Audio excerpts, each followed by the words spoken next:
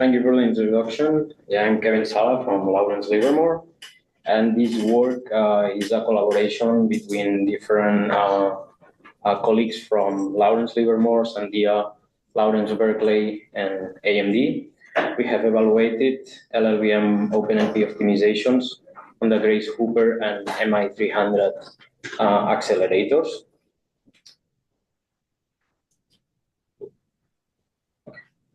As you well know, OpenMP is the main standard for parallelizing code on the CPU. It gives us portability, high performance, and this gives it the popularity that it has. If we go to accelerating code on the GPU, that is slightly different.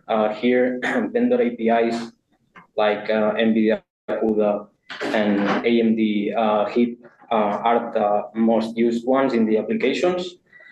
This is because of the performance that they give. They allow the programmers to use, leverage the key features of their hardware. So this gives them the popularity that they have. Problem is with the portability. For instance, CUDA applications cannot run directly on AMD devices. HIP supports NVIDIA devices, but the support for Intel GPUs is still not as mature. So if we go back to the OpenMP model, you already know also that we have like the model for accelerating code on the GPU using the target regions, and all the constructs and clauses and features that we can use together inside the target regions. We can use, for instance, teams distribute parallel for. We can actually program the applications on the GPU similarly as we do in the CPU code. And this gives us the portability that OpenMP has. Problems is that we have seen in previous studies and related work that the performance is not always the same as we can achieve with the vendor APIs like CUDA and HIP. Some of the reasons are, well, key features that are still missing on OpenMP. One is 3D grid programming, another is the dynamic shared memory. Missing intrinsics, the overhead that we can find on target regions, because target regions have to call some device runtime methods in order to keep some of the state during the execution of the target region. And it also, we have also seen that it struggles with hierarchical parallelism in terms of performance. So there is already some existing extensions in the LLVM OpenMP that try to address these issues and provide some of the key features that I was mentioning. Some example is the 3D grid programming and the dynamic shared memory on the target regions. So with these extensions, we can provide the user can get the performance that is desiring in their applications when compared to other native APIs. So these extensions have been already evaluated in our previous work. The authors evaluated it using Kokkos as the main vehicle of comparison. So Kokkos is basically a C++ library for accelerating code. And it has different backends, one backend for CUDA, one backend for HIP, another for OpenMP, and some others. So authors of the previous work, what they did is port the OpenMP target backend of Kokkos to use these new optimizations from the LLVM OpenMP, and they compared it against CUDA and HIP. And they saw that in the discrete GPUs, these extensions were helping to close the gap between OpenMP target and native APIs as CUDA and HIP. Question is here, okay, that was for discrete GPUs, but now we have evolved into newer architectures We have the converged CPU and GPU architectures. Some examples are the MI300A and the Grace Hopper from NVIDIA. And these are more powerful in terms of computational power, and they also have different kind of design in terms of the memory hierarchy. So the question is, these extensions are still important in these new architectures? Do we need them? If so, what's the impact on these new architectures? So we try to address this in this paper. We evaluate the OpenMP optimizations in the converged GPUs, and we compare it against the discrete ones. For instance, MI250X and the NVIDIA A100. We still use Kokkos as a vehicle for fair comparison, and we compare it against CUDA and HIP. And as an additional contribution, we have ported a few more Kokkos parallel patterns to these OpenMP optimizations that were not already present in the previous paper. So first, I would like to just summarize a bit what are these OpenMP optimizations that are present in LLVM. This is the baseline CUDA, HIP, and OpenMP target offload using the standard. This is 3D grid programming. In this case, we are opening a target region. We can use teams and distribute parallel. We can also use the collapse if we have multiple nested loops. But with the available extension that is called kernel mode in LLVM OpenMP, we can mimic more or less what is doing CUDA and HIP, and we can actually perform 3D grid programming. We can specify here the new clause, which is OMP that enables the kernel mode for that target region. We can also specify up to 3 dimensions of teams, 3 dimensions of threads within each of the team, and then we can get the IDs and the dimensions in each of the sizes in each of the dimensions. It's important to highlight OMP also remove most of the device runtime code from the target region, so we will not see the overhead that we are used to see sometimes in OpenMP target code. The other extension that is important is the dynamic shared memory. This is with this LLVM OpenMP LLVM clause. You can request dynamic size of bytes that will be provided to each of the teams and will be shared among the threads inside the HT. And you can just get the pointer to it using this routine. Okay, so as I said, one of the contributions was porting a few more parallel patterns from Kokkos to use OpenMP extensions. I'm showing one example of it. This is a Kokkos code. It's using a multi-dimensional range, which means that there are up to 3 levels of iteration spaces. We specify in the policy the start and end of each of the iteration space. And then we can call Kokkos parallel 4 with the policy and passing a Kokkos lambda that specifies what to do in each of the iterations. Okay, so that's what the user code sees. That's what the user sees in their code. We have some examples on the applications that we have tested, but that's actually transformed in the original implementation over OpenMP to this code, which is using the standard OpenMP target. We have replaced that, and instead we are going to use the kernel mode. First thing is that there were 3 iteration spaces. We now compute how many there are in total of iterations. We divide them by the team size.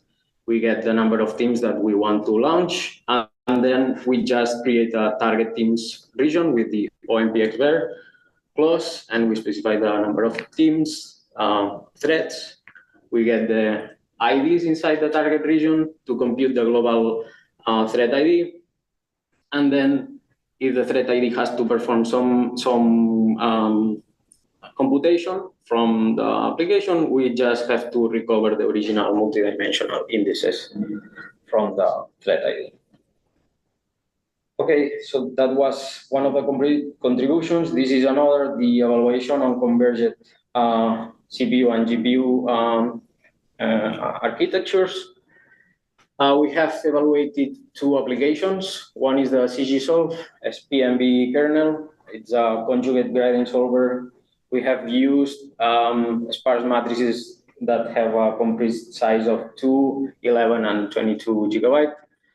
Then there is a test snap. This is spectral neighborhood analysis potential. We can see that also in LAMPS, and we will show the time for 3 of the most time-consuming kernels in that application.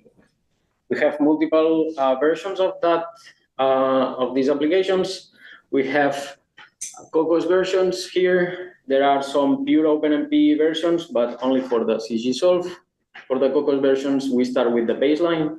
This is the Kokkos native that uses Kokkos using the CUDA and HIP backend and relying on the native compilers for CUDA and HIP, which is MVCC and HIPCC. Then we have the same, but with Clang. Instead of the native compilers, we get Clang to generate code for NVIDIA and AMD. Then we have the Kokkos with OpenMP target backend using the standard. And finally, we have the Kokkos OpenMP target with the extensions. We name it with the kernel name. For CGSolve, we have the pure OpenMP versions. That is the OpenMP, pure OpenMP target standard, and similarly as before, the OpenMP kernel that is with the extensions. We have evaluated it on 4 different architectures. One is the A100 from NVIDIA. The other is the Grace Hopper. This one is the converged one. Then we have the AMD MI250X and the MI300A from AMD. This is also the converged one from AMD. Okay, so let's start with the CGSolve, the evaluation. We are showing one chart for each of the machines that we have tested. We have the 3 different inputs in each of the charts. We are showing the normalized bandwidth in this chart, which means that higher is better.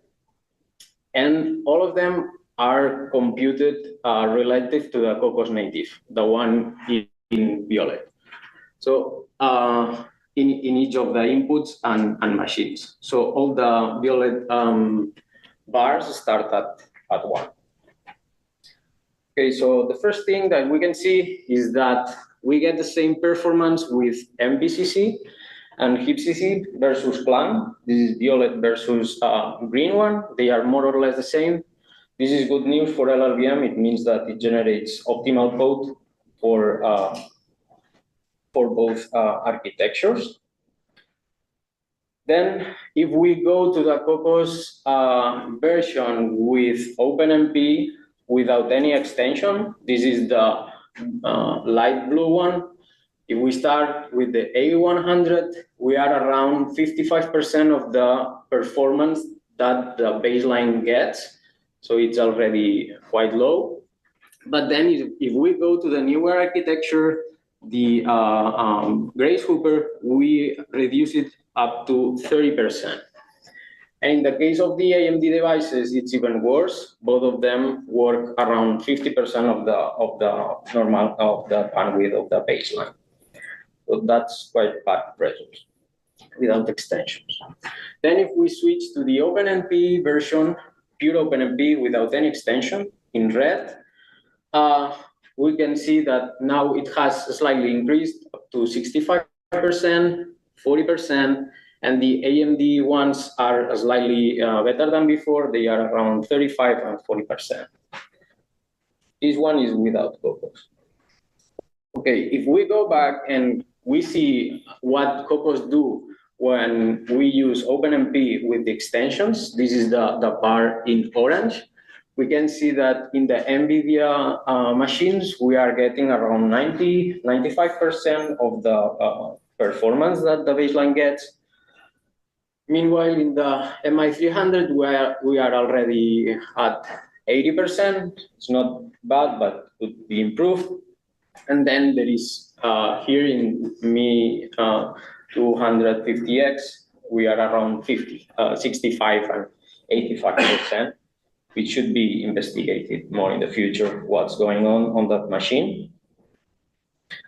Another highlight is that, well, there is this last bar in dark blue. This is pure OpenMP with extensions. This is no Kokkos in between.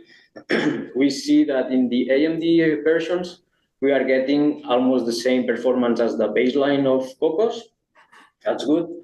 But in the case of NVIDIA, we are seeing that the OpenMP with extensions works slightly better than the Kokkos baseline, which probably means that there are some still inefficiencies in Kokkos and C++ templates, and they may be preventing some compiler optimizations there to be applied.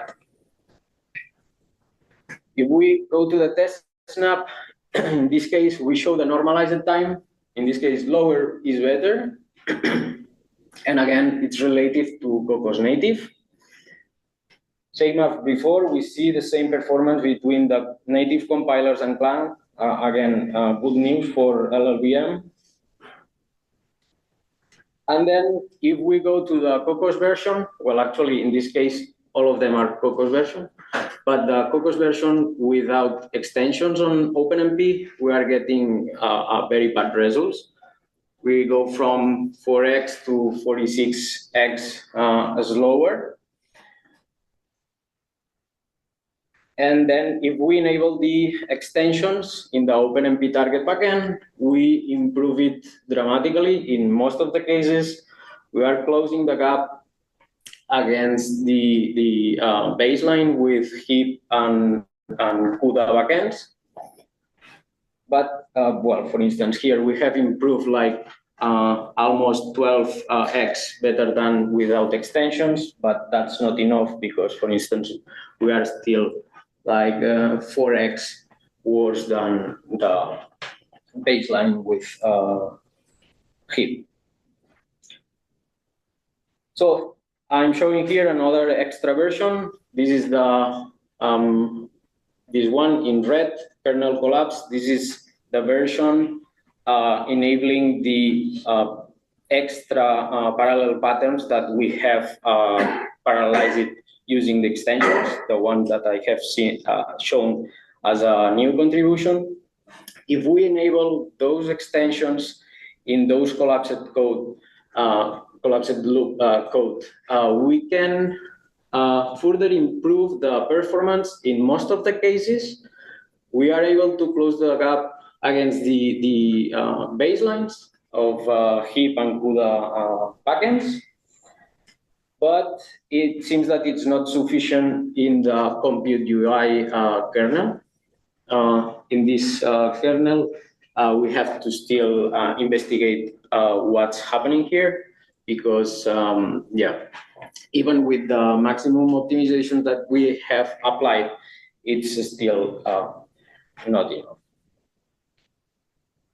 Okay, so as a conclusions, we have evaluated the LLVM OpenMP optimizations in these modern architectures. We have seen that they are very useful. They are very necessary because we have seen in some cases where the performance degradation without any extension and the standard was very bad. And then we have achieved to close the gap with the native APIs in most of the cases. We have reduced the device runtime overhead. It also uses dynamic shared memory, but still we have seen that there is still room for improvement in some of these cases. We have seen that some optimizations are not enough. The compute UI subkernel in the test snap And also the CG solve in AMD GPU is not working as expected, so it should be investigated in the future. And then we have also seen that there are some problems with the Kokkos template library that may be preventing some of the compiler optimizations. Good news related to these optimizations are that some of these will be coming to the next OpenMP standard. For instance, the dynamic shared memory will be in the next standard as a dynamic group private. And then we are also discussing how the 3D grid programming should be exposed to the OpenMP standard. Then as future work, well, we plan to investigate the current inefficiencies that I was mentioning. And we also would like to see what's the behavior when mixing these optimizations in applications that actually rely on unified memory on these converged GPUs. Okay, so that was all from my side. Thank you very much for your attention. Questions? Thank you for the talk. I just have one question regarding the last sentence of the conclusion. You mentioned that you will try to use the unified memory only on AMD GPU. So it means that you will not duplicate the data because actually you are still duplicating the data. Yes, right now, yes. In this application, they were transfers, but they were not counted in the time that I was showing. Okay, because you can also test this feature on the NVIDIA Grace Hopper. Even if you have two different memories on the Grace and on the Hopper, you can still address memory from the Grace, yes. From the Grace or from the Hopper. Yes, so. Yeah, we would like to try that on both architectures. Thing is that we have evaluated more in the execution time of the kernel and the bandwidth that this kernel get, but the data were already there. We were not taking into account the transfers, and we would like to make a further evaluation taking into account that. And it will work only with the requires unified shared memory, or you will need to make some other feature to make it happen?